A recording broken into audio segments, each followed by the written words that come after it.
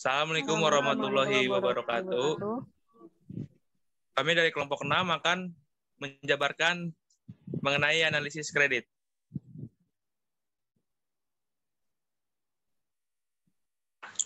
Yang pertama kita masuk ke pengertian. Analisis kredit adalah cara untuk menghitung kelayakan kredit suatu usaha atau organisasi.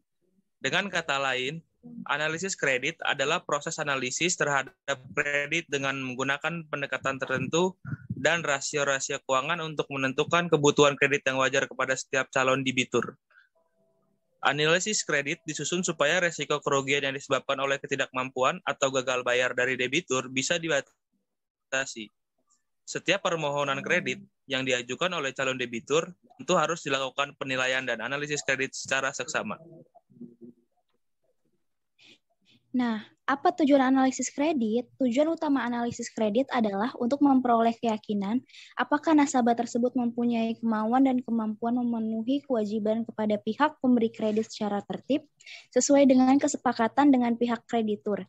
Analisis kredit juga bertujuan agar kredit mampu diberikan sesuai sasaran yang aman dan terarah. Fungsi analisis kredit.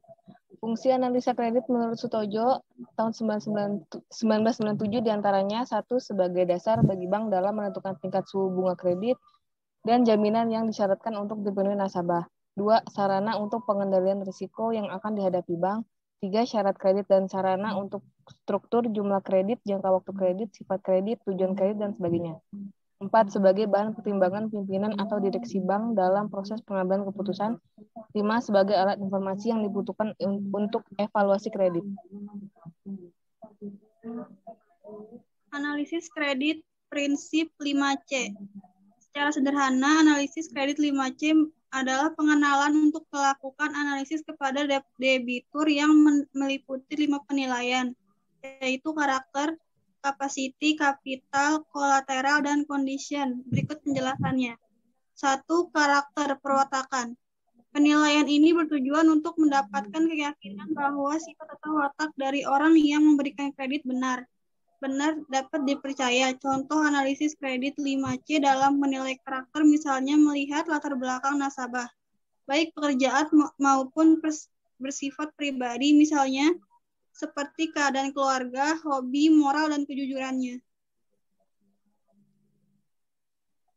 Selanjutnya masih terusannya ini ya, yang kedua ada capacity atau kemampuan. Penilaian atas kemampuan atau capacity calon debitur sangat penting untuk mengetahui kemampuannya dalam mengendalikan bisnis. Biasanya, penilaian ini dihubungkan dengan pendidikan, kemampuan dalam memahami ketentuan-ketentuan pemerintah, kemampuan dalam memimpin, kemampuan menguasai bidang usahanya, dan perspektif masa depan. Lalu yang ketiga ada kapital atau modal. Penilaian dalam analisis kredit juga harus ditunjukkan kepada modal atau kapital yang dimiliki oleh calon debitur. Penilaian ini berguna untuk melihat cara calon debitur dalam penggunaan modal. Untuk kredit usaha, penilaian bisa dilakukan dengan melihat laporan keuangan atau neraca dan laporan rugi laba.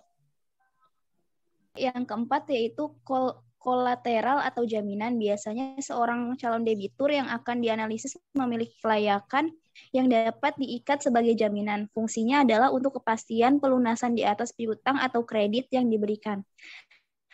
Penilaian atas sebaiknya meninjau besaran atau nominal dana tersebut terhadap kredit yang diajukan. Yang kelima yaitu condition atau kondisi. Penilaian kondisi atau condition dalam analisis kredit 5C adalah kondisi ekonomi atau condition of economic.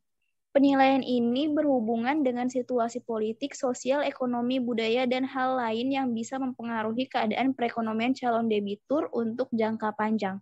Misalnya prospek usaha dari sektor yang dijalankan, haruslah prospek usaha yang benar-benar memiliki gambaran untuk tumbuh dan lebih berkembang. Analisis kredit atau prinsip 5P.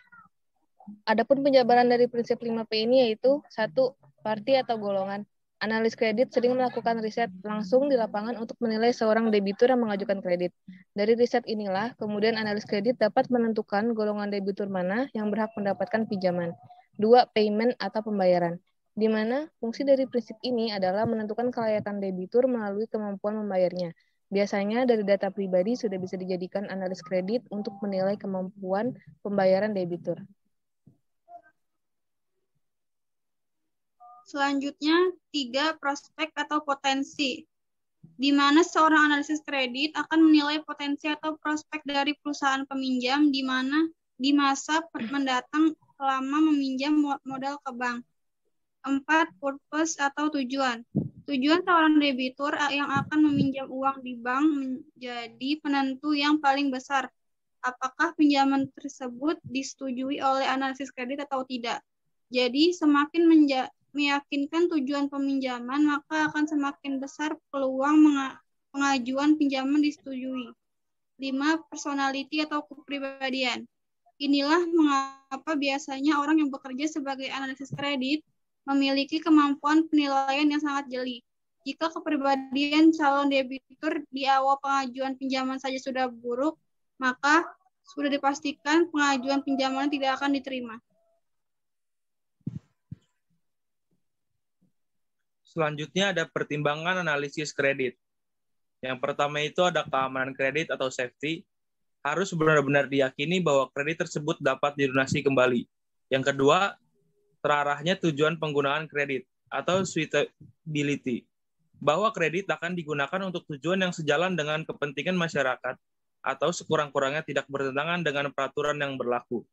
Yang ketiga, menguntungkan atau profitable, baik bagi bank berupa penghasilan bunga maupun bagi nasabah, yaitu berupa keuntungan dan makin berkembangnya usaha.